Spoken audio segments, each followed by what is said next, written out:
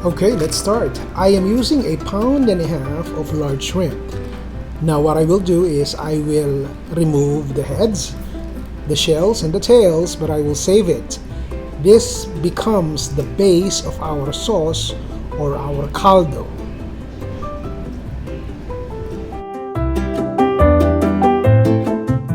What I will do is I will butterfly the shrimp.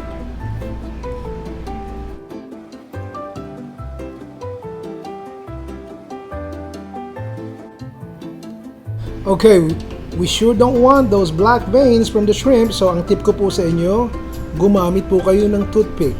Use a toothpick to remove the black veins from the shrimp. It's easy. So these are all the shrimp shells and head. And now I'm adding 2 cups of water into the blender. We will process these.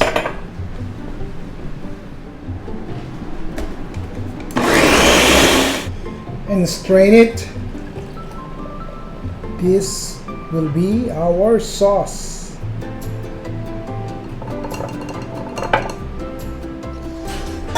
Then let's cook this and let's bring this to a boil. Adding another 2 cups of water. 1 tablespoon of the anato powder plus 2 tablespoons of water that I used to dissolve the powder, and now I just added it to the broth. As we are trying to boil the broth, I'm adding 2 tablespoons of fish sauce, patis, 1 teaspoon ground pepper. Okay, it took me 5 minutes before the broth started to boil. This is the peeled shrimp. I'm just gonna add this, and now we will cook the shrimp with the shrimp broth for about 30 seconds. Alright?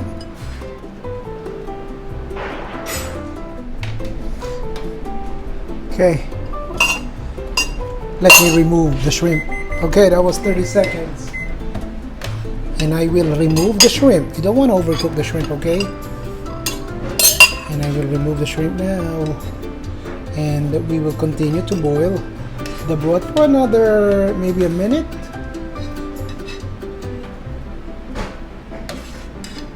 Okay.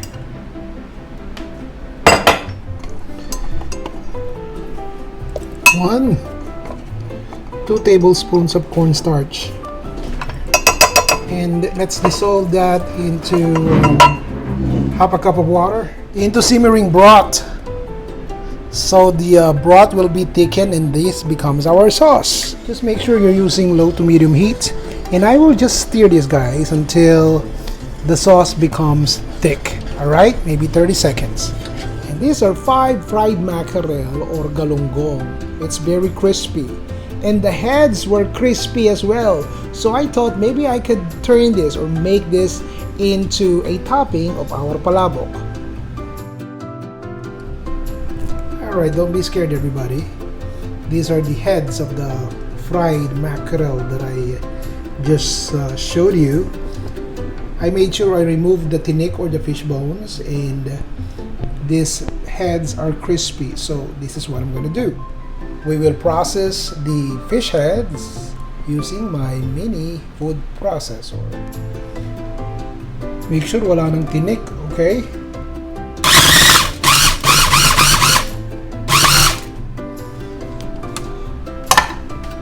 There you go. We will toast these to remove the excess liquid and just make sure they're crispy, they're crunchy and there's no trace of fish bones. Look at that. These are all fish heads. Same pan. While it's still hot, let's add the ground crispy galunggong heads. 1/4 tokwa, and I will just use my hands to just mash it like that. Alright, into tiny small pieces. Okay, I have the exhaust on, the fan on, because ayokong mangamoy masyado. And this is already going to 2 minutes. It's now fragrant and it's toasty, it's crispy. I'm gonna turn up the heat and we are done. Same pan. I'm just coating the pan with cooking spray, everybody. Now I'm adding the crumbled extra firm tofu.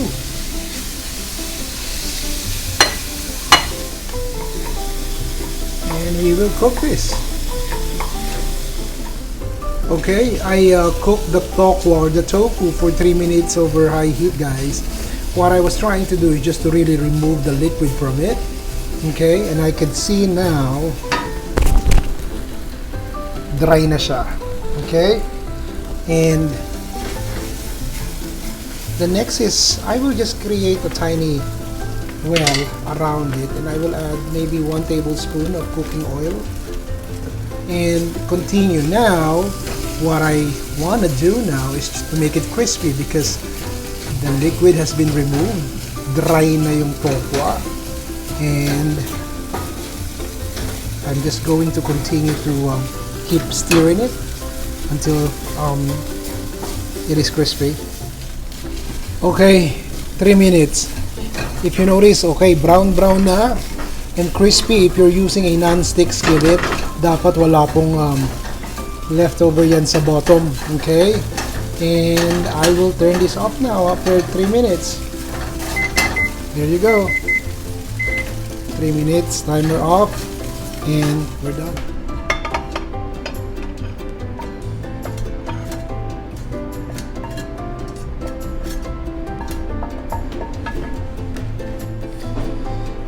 Okay, I will combine the crispy tofu crumbles with the crispy galunggong heads. We'll just combine it. Okay, most of the toppings are cooked and ready. Let's continue building the flavor of our caldo or our palabok sauce. 2 tablespoons of cooking oil.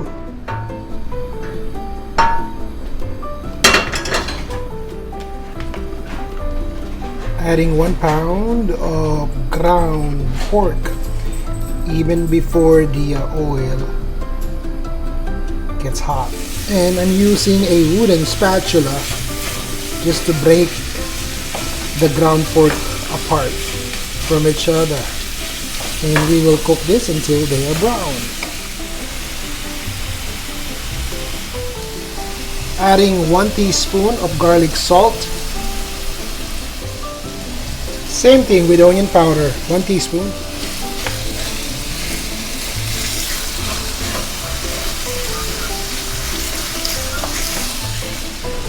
It's taking me around 5 minutes to make the ground pork cooked and somehow brown.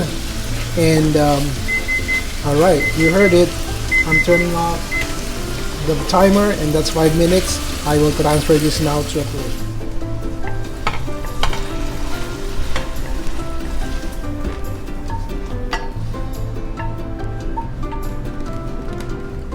Here's the sauce. I kept it in the fridge for a while, guys, so now malamig na siya. And now I'm adding the ground pork to it. The pork is now in the sauce. It's now even thicker.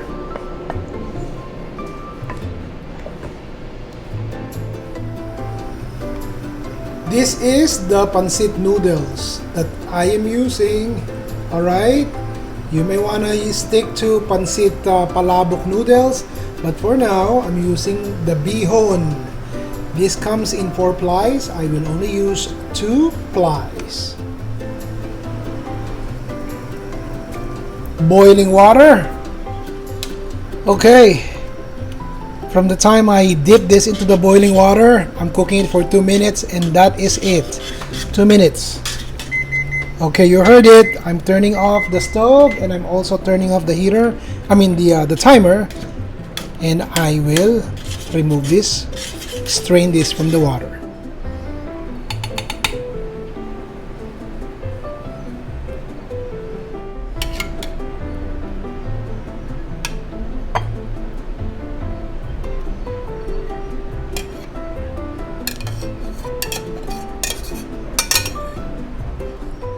Now let's add the toppings, the tofu and also the mackerel heads that we toasted.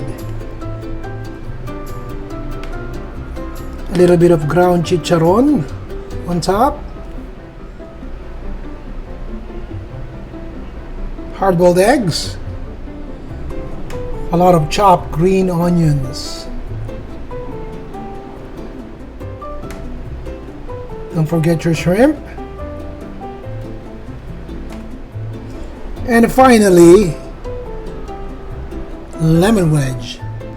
And there you go, my dear friends. This is our classic, all-time Filipino snack or merienda. Pancit Palabok.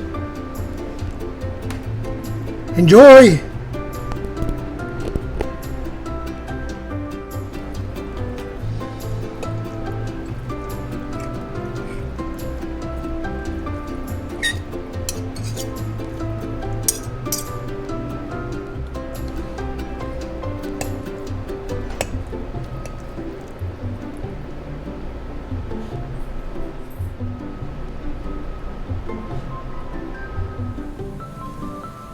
Thanks for watching, guys. More dishes to come. Alright? Ron Bilaro po. Love you. Bye, everybody.